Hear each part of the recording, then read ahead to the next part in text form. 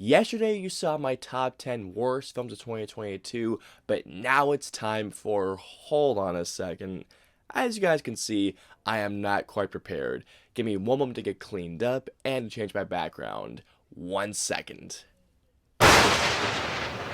That's more like it. Yesterday, you all saw my top 10 worst films of 2022, but now it is time for the video that I look forward to making all year, and that is my top 10 favorite movies of 2022. These were the films that not only put me in such joy as I was watching them, but these were the films I wanted to rewatch as soon as I got home, but also the films that just made me go, you know what?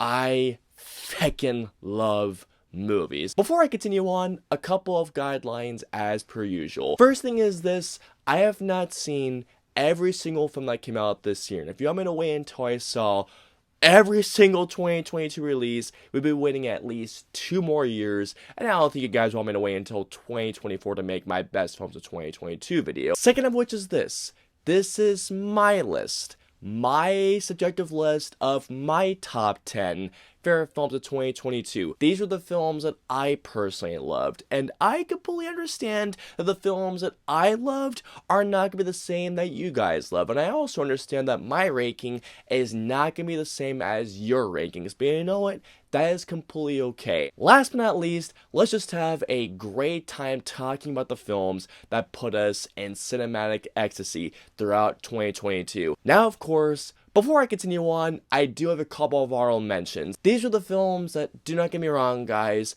I loved, and to these films, I loved you so much, and I am so sorry, but you didn't quite make my list. And those films are The Black Phone, Chippendale Rescue Rangers, Everything, Everywhere, All at Once.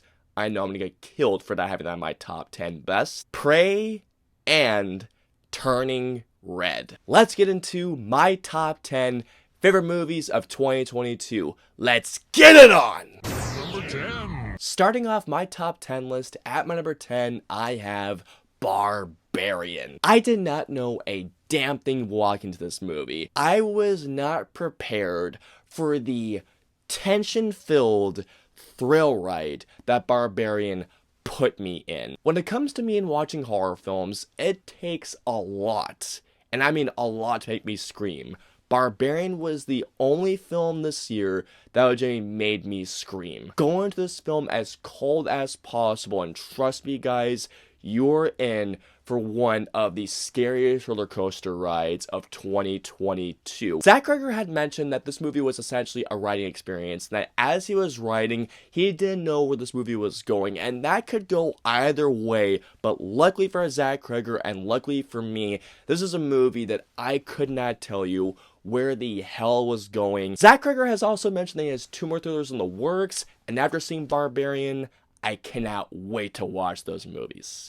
Number 9. Coming up next is the latest film from one of the greatest filmmakers of all time, and that is Steven Spielberg's The Fable Men. If you were to look at The Fable Men at a certain angle, this could be looked at as essentially Steven Spielberg's vanity project, because it does look at Spielberg's life growing up, going into his first job in the film industry. Thankfully, The Fable Men is anything but a vanity project. This movie is such a wonderful and a heartfelt look at not only Steven Spielberg's family roots, but the things that made him become a filmmaker in the first place. The Fable Men is not only a heartfelt film, it's a funny movie, but it's also at times a heartbreaking film. But most of all, guys, not only does The Fable Men show the power of films, but it also continues to show why Steven Spielberg is one of the greatest filmmakers of all time.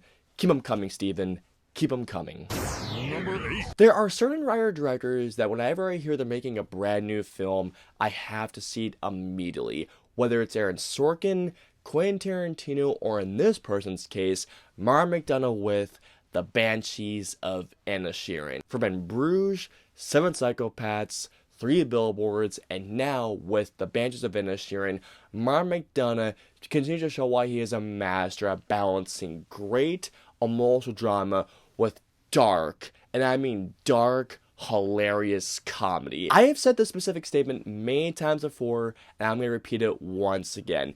In my eyes, Martin McDonagh is the Irish Tarantino, but to me, he is better than Tarantino, which I know might sound sacrilegious, but I gotta tell you guys, with Banshees of Inisherin down and when 4 films in, Martin McDonagh is in the words of this movie, he is a feckin' master of what he does. Whether it comes down to the magnificent performances, Martin McDonagh's brilliant directing and writing, the beautiful cinematography, and the just gorgeous musical score, Martin McDonagh is currently 4 for 4, and I need his next film immediately. Number 7. Next up was such a savory and a delicious treat of a film, and that is The Menu. I wanted this film for one particular reason, and that is because the people behind this film were also behind one of my favorite shows right now, Succession, to which, again, if you haven't seen Succession, guys, please go watch it. It is one of the best and funniest shows on TV right now. From moment 1 and to the very end of The Menu is such a dark and a twisted, delicious treat that just keeps getting more screwed up and delicious as the film goes along. And by the time this film ended, I need to get in my seconds right away. And right when I got my seconds, this movie got actually better upon having my seconds. While Anya Taylor-Joy was terrific in the film, and by the way, this won't be the first I'm going to be hearing her on this list, it's Ralph Fiennes who gives such a terrific performance. And I'm telling you guys right now, when it comes to that best supporting actor race, it's between him and Judd Hirsch from the Fable Men. It's going to be one of those two. I have seen The Menu twice, but let me tell you guys right now, I'm already looking forward to going in for thirds.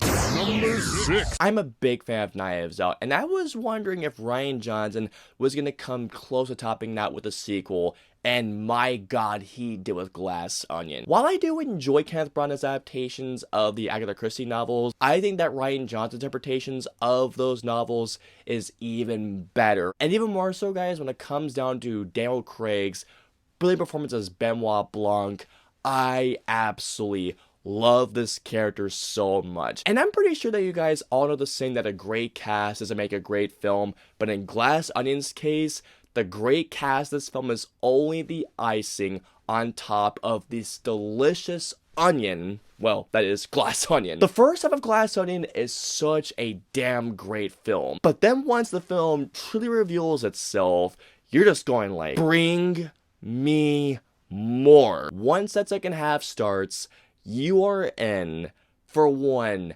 hell of a reveal leading up to one of the most satisfying endings of 2022. I guarantee that Rian Johnson is not watching this video, but if by some stroke of luck, if he's making more sequels that are as good as Glass Onion and Knives Out, bring it on.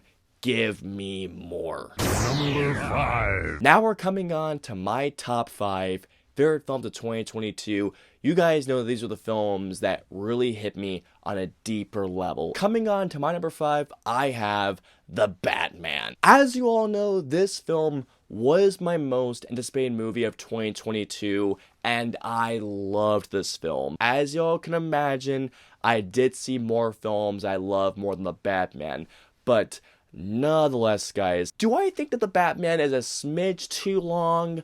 Sure, but at the same time, what we have here is such a superbly crafted film that is not only tension-filled, it's full of suspense, at times going down to a horror film. The Batman was everything that I wanted and more. Also, the performances were fantastic, whether it was Colin Farrell as the Penguin, Paul Dano as the Riddler, Zoe Kravitz as Catwoman, or Robert Pattinson as Batman. As far as first impressions go, Robert Pattinson and everybody involved, including Matt Reeves, absolutely killed it. Knowing that Matt Reeves and everybody involved is coming back for 2 more films, if those next 2 films are as good, let alone great as The Batman, I can easily see this trilogy being up there with Christopher Nolan's Dark Knight trilogy.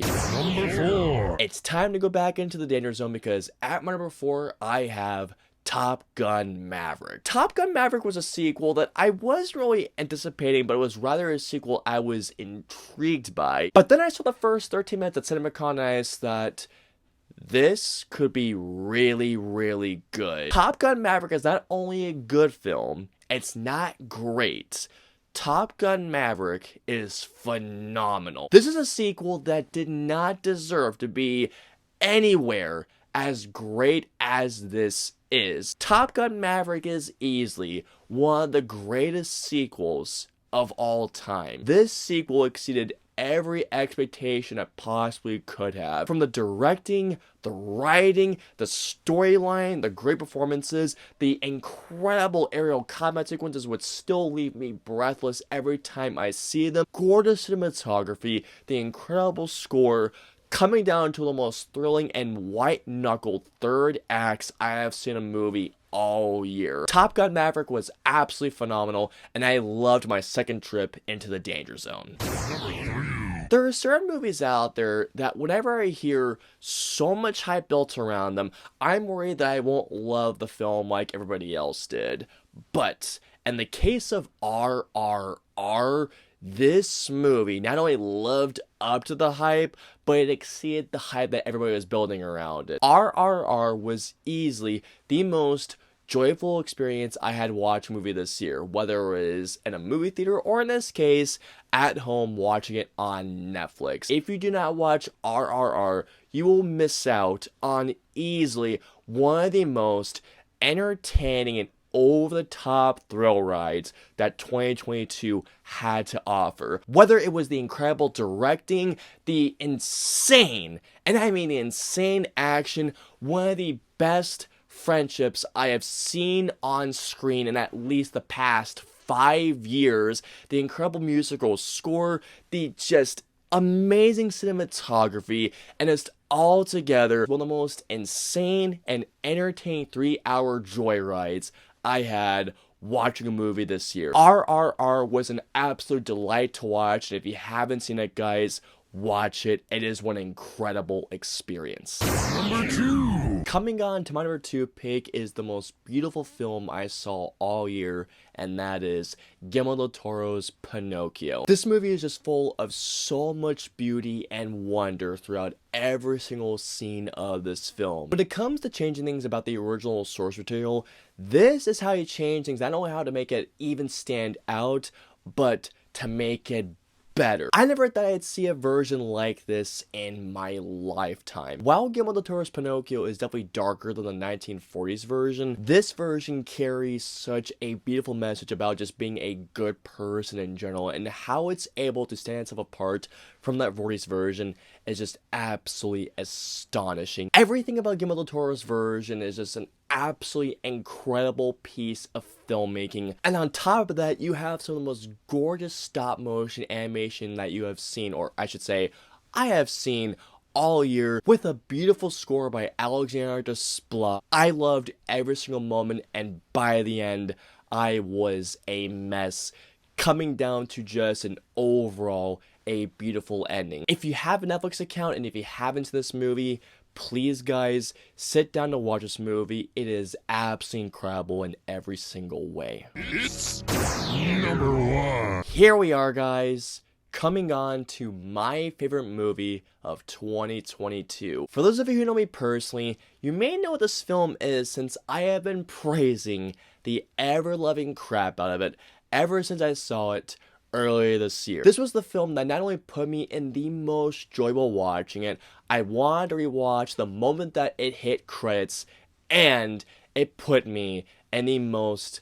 cinematic ecstasy I had had all year. But most importantly, this was the film that felt like it took me to Valhalla, the Northmen. There is not a single word I can use to describe my admiration and my love for the Northmen. Out of all the films I saw in 2022, the Northmen took me on this cinematic journey that I thought I would have never have experienced this year. I had a lot of expectations for the Northmen, and let me tell you guys right now, the Northmen not only met all those expectations, but it exceeded and then some. Starting from Robert Eggers' phenomenal directing, the writing in this film, the phenomenal performances, Jared Blanche's amazing, I mean orgasmic cinematography of this film, the incredible and earth-shattering music to which the moment I get the chance I am buying it on record because it is that freaking good, and the film's incredible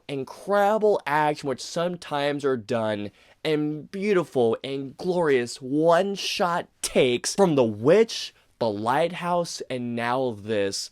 Robert Eggers has easily become amongst my favorite filmmakers of all time, and I'm not exaggerating when I say this. The Northmen was the one time that while I was watching a film this year, I legitimately said, how the fuck did they do that? From the film's amazing opening, going down to my favorite final shot of the entire year. The Northman is without a doubt my favorite film of this year.